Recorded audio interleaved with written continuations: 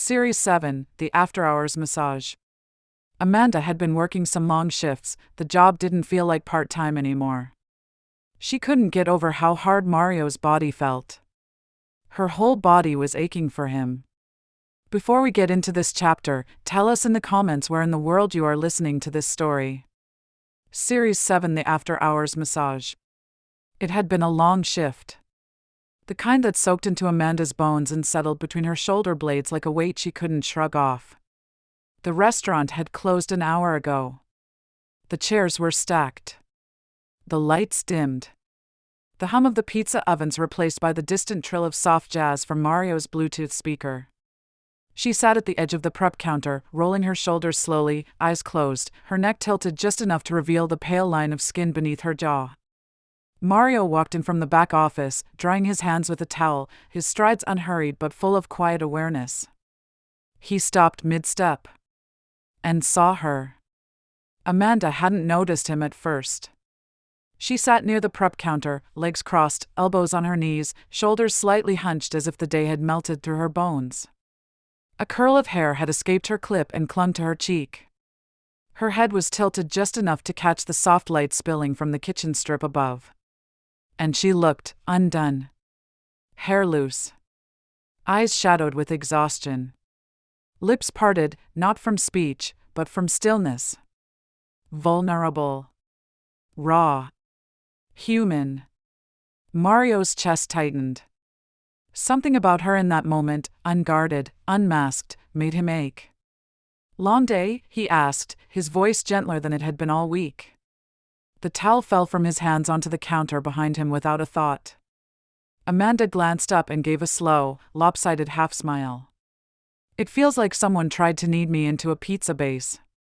He laughed, deep, genuine, but it softened as he stepped closer. The space between them crackled, not with tension, but something else. Something deeper. "Turn around," he said, voice low. "What?" Her brows lifted, unsure. He moved in, standing close enough for her to feel the warmth of him without a single touch. "Your shoulders. You're wound up like a corkscrew." "Let me help." Amanda hesitated. This wasn't just about a massage. She knew it. He knew it. But she turned anyway. She sat on the counter's edge, her feet dangling just above the tiled floor. As she turned her back to him, she felt him step between her legs. The air shifted. His scent surrounded her, flour, spice, warmth, him. His hands slid onto her shoulders. Big. Warm. Confident. The pads of his thumbs found the tight knots just beneath her skin and began to press. Slow. Deliberate. Sure. She gasped, not from pain, but from the sheer intimacy of it. His touch wasn't clinical or casual. It was aware. As if every inch of her mattered. As if he wasn't just kneading muscle but unlocking something trapped deep inside her chest. "Breathe," he whispered, lips close to her ear. She obeyed. With every stroke, tension uncoiled from her spine. His fingers moved in strong circles, up her neck, down between her shoulder blades, tracing fire into flesh. Her head tipped forward. Her lips parted. A soft sound escaped, half sigh, half release. "You're carrying too much," he said quietly, voice soaked in something heavier than concern. Amanda shivered. Not from the chill. But from the truth of it. His words struck somewhere deep, unarmored. "I forgot what it feels like," she murmured. "To be touched?" he asked, already knowing. She nodded, barely. He paused. His thumbs stilled. But his hands didn't leave her. They lingered. Stroking gently, as if memorizing the shape of her shoulders. "I haven't touched anyone like this in a long time," he admitted. His voice dropped lower, not ashamed, not tentative, but truthful, like a man who had kept the door locked until this very moment. It wasn't about lust. Not really. It was about what touch could mean. What it once meant, before loss, before betrayal, before silence crept into the spaces where love used to live. Amanda stilled under his hands. Her breath caught in her throat, not from the weight of his words, but because they mirrored something inside her that she'd been afraid to admit, even to herself.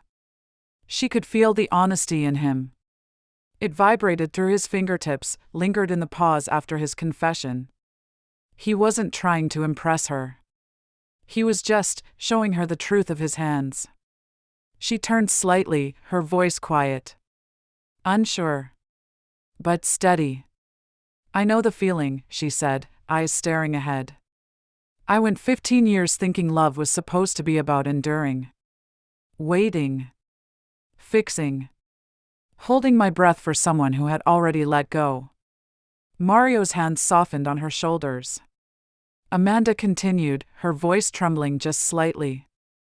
I didn't even realize how untouched I was until I wasn't someone's wife anymore. Until I looked in the mirror and didn't see anything worth holding. Not even by myself. She let out a dry laugh, small, self-conscious. I started wearing baggy clothes because I thought my body didn't matter anymore. Because I didn't want anyone to look at me.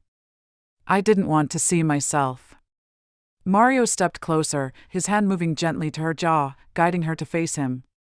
His eyes searched hers, slow and reverent. Well, I see you, he said, his voice a low murmur. I've been trying not to. But I do. Amanda's eyes filled. Not with sadness. But release. I want to be touched, she whispered. Not because I'm needed. Or owned. Or expected to perform. I want to be touched because someone wants to. Because they see me, and still reach for me. Mario didn't speak. He didn't need to. He just wrapped his arms around her waist and held her tightly. And she let herself be held. Not because she was weak. But because she was finally ready. A silence fell. Not empty. Heavy. Sacred. Then he did something she hadn't expected. He slid one arm around her waist and gently, deliberately, pulled her back into him. She didn't resist. Her back settled against his chest, and in that instant, everything softened. Her head leaned instinctively to the side, resting near his jaw. His arms wrapped around her like a promise, like an answer to a question neither had spoken. Amanda's breath caught. I don't know what this is, she whispered. Mario rested his chin on her shoulder, his lips brushing the curve of her neck. Neither do I, he said. But I don't want it to stop. Then he turned her gently to face him. Their eyes locked. Her legs instinctively wrapped around his waist, drawing him in. Her arms rose to circle his neck, fingers slipping into his dark hair. Their foreheads touched for a beat, one shared breath, before she leaned in. And kissed him. The kiss was slow. Deep. Unapologetic. It wasn't curiosity anymore. It was confirmation. His hands found her waist, fingertips slipping beneath the hem of her shirt. Her skin burned beneath his touch. He traced the small of her back, finding the soft dip of her spine and making her gasp into his mouth. She felt molten. Unraveled. Safe. Exposed. Seen. Their kiss deepened. Not rushed. Not careless. But reverent, like every movement was a verse in the poetry they'd never dared to speak aloud. When they finally pulled apart, their foreheads remained together. Eyes closed. Mouths open. Breathing each other in. No words left. Just breath. Just warmth. And the aching promise of more. Don't forget to subscribe to our channel for updates and the next series. Like, follow, and share.